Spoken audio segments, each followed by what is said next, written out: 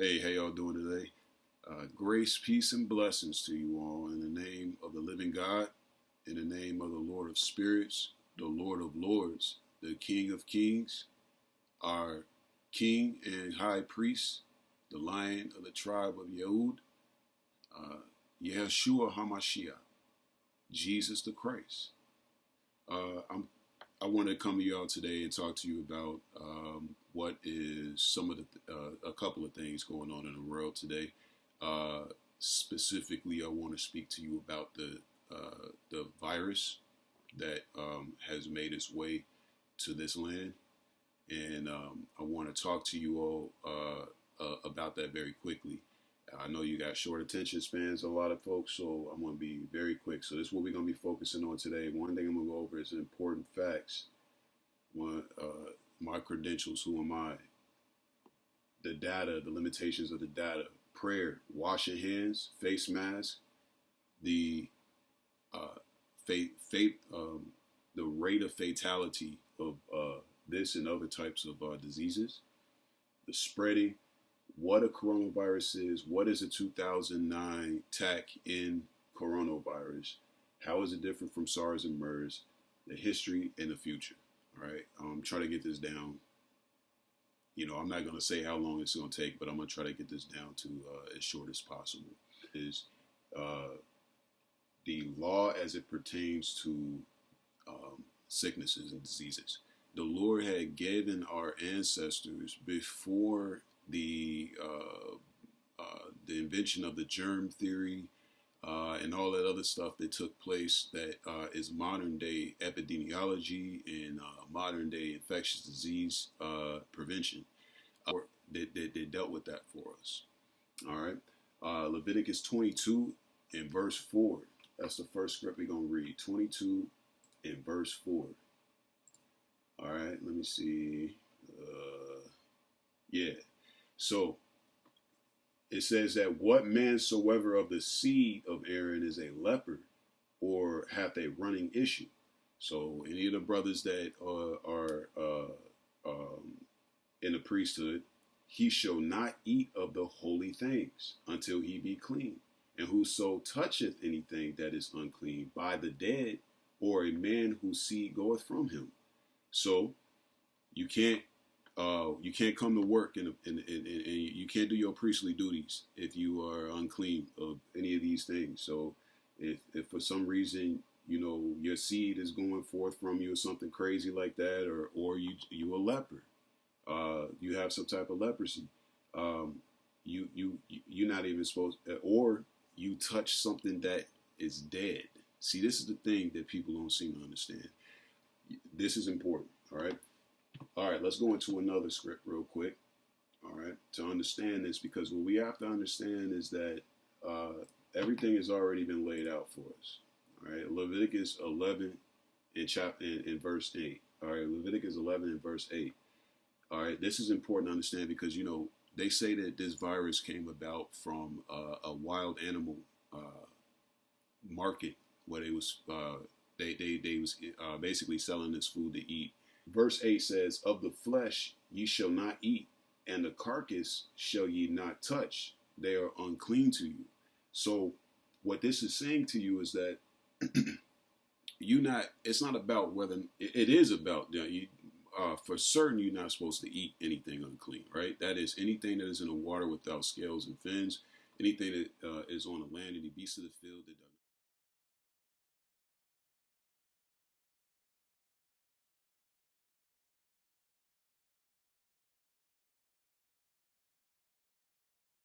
and also, so this scripture is saying to you what it says. You're not supposed to touch these animals carcasses, their bodies. You don't even touch them.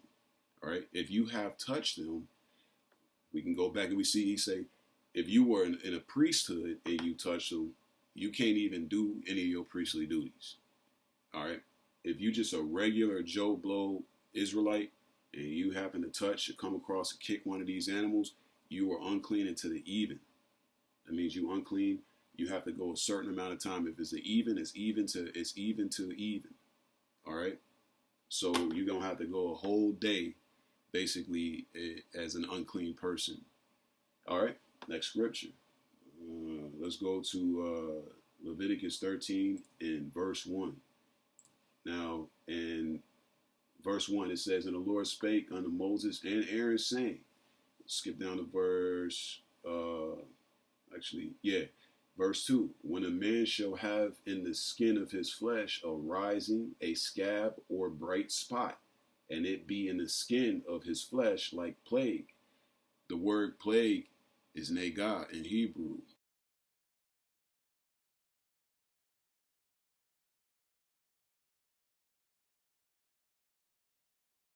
All right, and there's a lot of different types of things that considered to be negah. All right, so of leprosy, middle verse 2, "Of leprosy, then he shall be brought unto Aaron the priest, or unto one of his sons, the priest." Let's skip down to verse 12.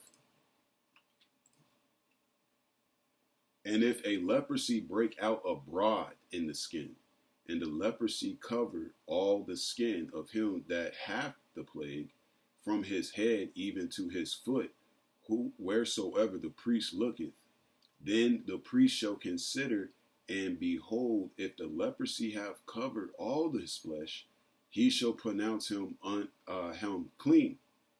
All right, that hath the plague, it is all turned white, he is clean. But when raw flesh appeareth in him, he shall be unclean."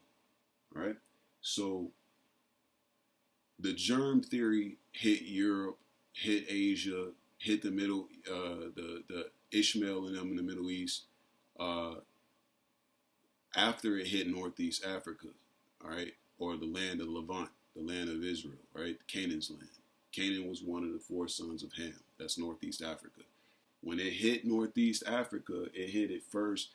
We already had an understanding about certain things. You need to wash your hands, okay? I'm going to get into that. So let's get into it real quick, all right?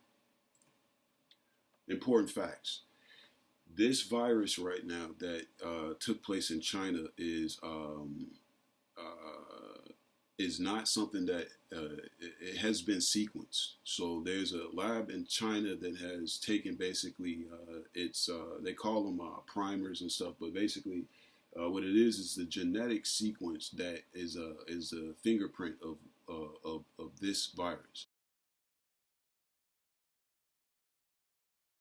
All virus is going to have a genetic fingerprint. Now, this one is a new one. Okay, this virus came about, they say, from human to animal contact. What we know, though, as of about 2 hours ago, they have not found the exact animal that was virulent. But what they do know, though, is that being that it started in a market where there were wild animals being sold, and that coronaviruses typically take place within the bat species, that there was some type of a not back to human contact transmission, but back to some intermediate species that was in close proximity, maybe a cat or a dog, or whatever the case may be, to human beings, and it ended up actually jumping. All right.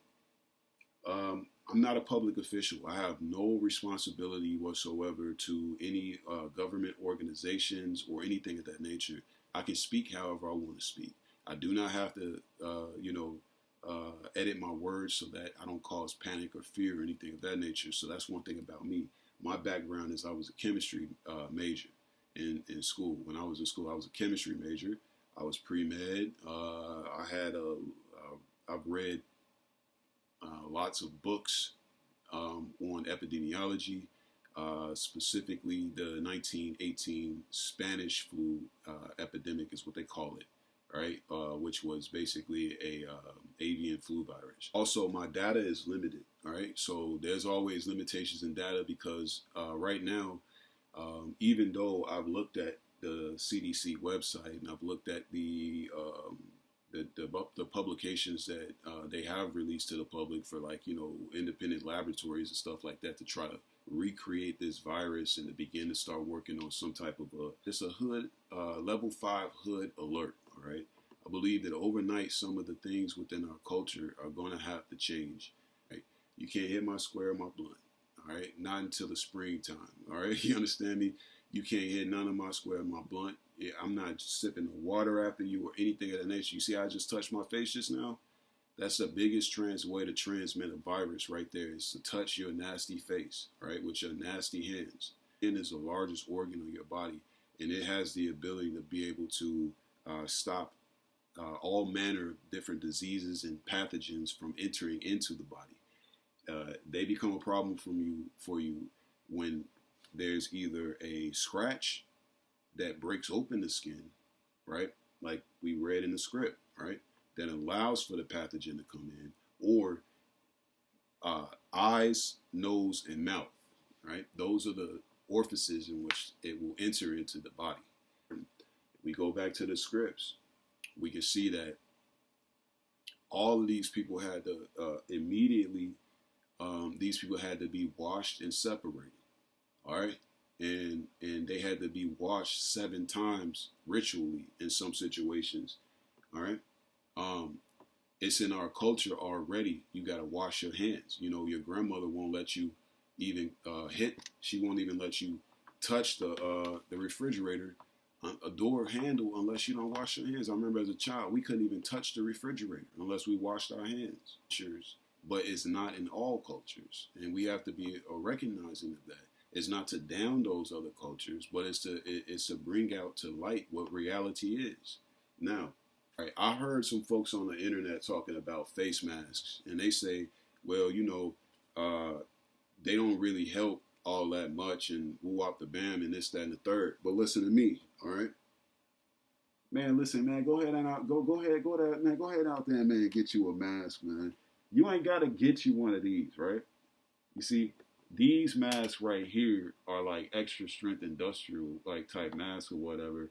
But this is not effective enough, because the mask that you really need is going to form fit to your face, and it'll take out about 95% of anything that can try to get in through the cracks in through the cracks of the mask.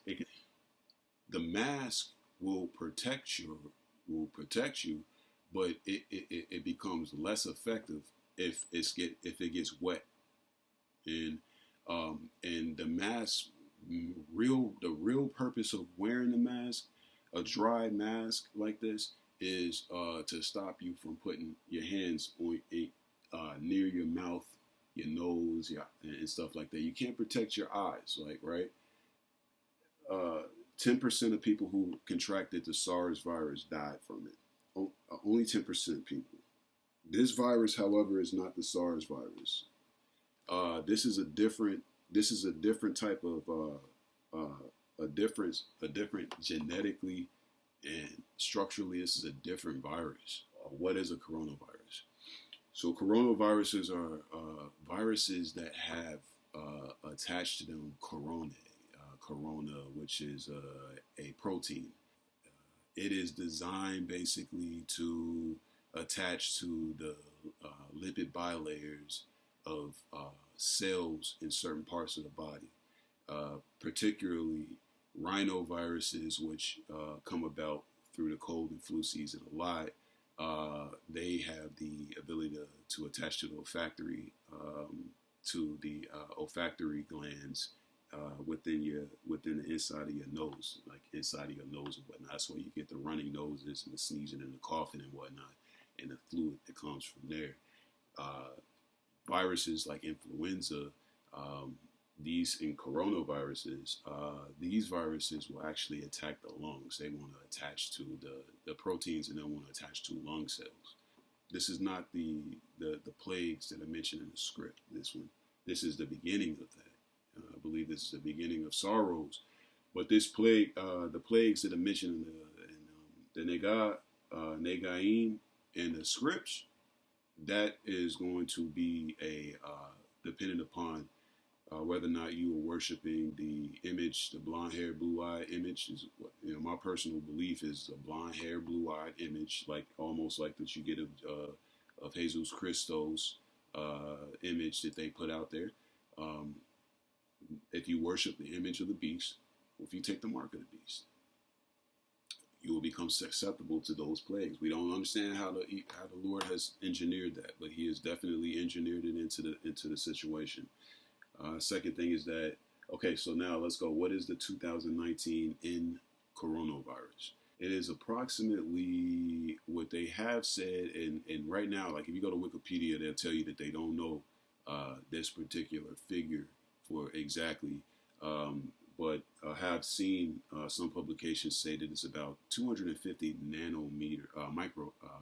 nanometers in diameter, as opposed to zero point 0.1 micron, or about 100 nanometers in diameter for the SARS viron. Now, what is this? What does that mean? What does all that stuff mean? Right? So, what it means is that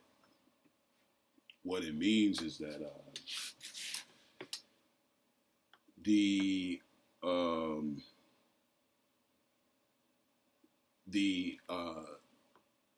the virus is able to spread more rapidly in the host as a result of the fact that it's a larger. However, it is not as effective as an airborne virus. And the fact that we have never seen it before means that it probably is not something that we have developed antigens for within our bodies. It's not even probably, it's a given, because they actually have sequenced it. They don't recognize the sequence. It's something new, which means that the body also is going to see it as something new. So the natural mechanism that the body has to try to fight this thing is not going to be present there. Let's go back to what happens, right, with the virus. Like, how is it actually, what does it do to the body? What is it doing in the body? When these proteins attach to the cell wall of the target cells, they then insert into that cell genetic material that knows it, that basically uses the natural the cell replication apparatus of every cell. Meiosis, mitosis, whatever, you guys probably heard a little bit about that. But basically, when the cell splits, it creates another copies of it. It creates copies of the cell. So it has.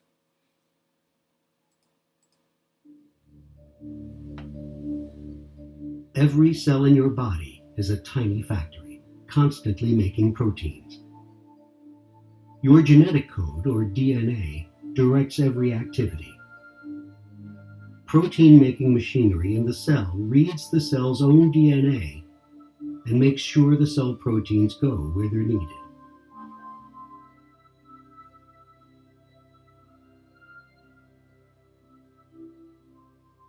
Viruses have their own genetic code, but they don't have the machinery to copy their DNA.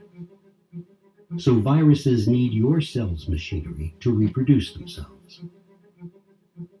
A virus starts this process by using the keys on its surface to gain entry. Like a Trojan horse, it enters the cell. The virus releases its own DNA into the unsuspecting cell and hijacks the protein-making machinery. Now, this vital cell function becomes an assembly line for new virus particles. No longer in service to your body, the cell now serves the virus, manufacturing thousands of new virus particles, which are released to enslave more cells. And also kills thousands and thousands more. Kills the whole cell at that point. That means that, or 0.25 microns. That means that if it were to take, this many hours for something like SARS or MERS to replicate and destroy the cell and then move on to other cells in the body, it's going to be about half the time that it's going to take for this particular cell, for this particular viron to do that same task, right? That's not a good thing. How different is it from SARS and MERS? Well, again, it's larger and there are no antigens. So the reason why people are going with 14 days with no symptoms probably In my estimation, is because of the fact that the body doesn't even realize completely yet what this is. It knows it's something there, and when it begins to start knowing that it's something, that then it'll become symptomatic. But it's asymptomatic up until that point because it's an unknown entity.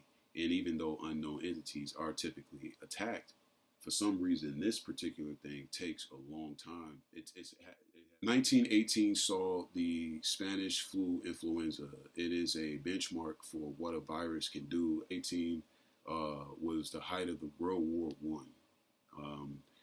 It started in Kansas. I don't know why they call it Spanish flu, but it started in Kansas. It actually spread to the school I went to in Maryland. It actually spread into Bancroft Hall and killed a few midshipmen during World War One.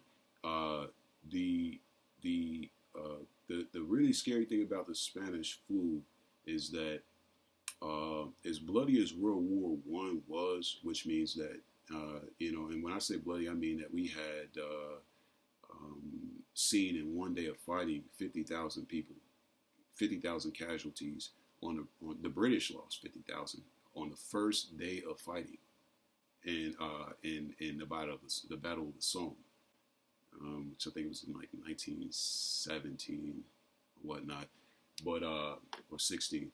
But anyway, the Battle of Somme saw more people die on that first day than all of the 11 years of Vietnam for the United States of America in terms of GIs and troops that went there. More people died in one day than 11 years of Vietnam and during World War One. So a lot of you guys that are talking about World War Three, like, and all this other stuff. So like, when you understand, you have to understand the scale of world wars. But that's a whole nother tangent. I'm a history buff. 1918 actually saw far more, it killed far more people than all 4 years of the war. All right. It killed 25 million people worldwide. 25 million people died from the flu in 2 years. All right. And the way it happens is that there are waves of the virus. So right now, this particular virus is trying to find a least path of resistance. So if I roll a whole bunch of stones down the hill, what happens is that some of these stones are going to eventually find a path of resistance that is easy for them. And then when they find that path of resistance easy, they're going to begin to start kind of carving out a path. All right. So then then when you roll a bucket of stones down a hill, they all going to kind of funnel into that path that's been created of least resistance. Genetically, viruses want to find a path of least resistance within the host. So with the Spanish flu, it was waves. So the first wave of the flu killed some people, and it caused a lot. It was horrible, but it was nothing compared to the subsequent waves of mutations of the virus that would take place within those 24 months. In 25 weeks of the Spanish influenza virus, more people died in 25 weeks than died in HIV/AIDS epidemic, and at its height, 25 years of AIDS. All right, 25 years at its height of that pathogen. It didn't even kill as many people as the Spanish flu did in 25 weeks. All right. Now the future. The future is very bright for those that observe and do the law, statutes, and commandments of the Most High Yah. If you do not, it is very dark and gloomy. At this very moment, as the earth is warming, I've seen on Facebook people post about there being bodies being found in Mount Everest and trash, and I've also seen stories about there being re-emerging of things like the bubonic plague and stuff in certain areas up in where it's cold and there's permafrost is melted and ice is being melted. The reason is because ice is a cryogenic chamber for virons and pathogens. and they just are basically put on pause until it melts, in which they press play once that happens. So the deeper that the melting goes, the the fact is that there will then emerge from that different types of things that we have never seen before, that have been laying dormant under the ice. So I don't think that this is that. Obviously, this is not, because this is a coronavirus. Everybody, like, we know what this is. It comes from a certain family of viruses. So it's not going to be something that takes us off guard to that level. But what is to come potentially will be something that has not been seen before.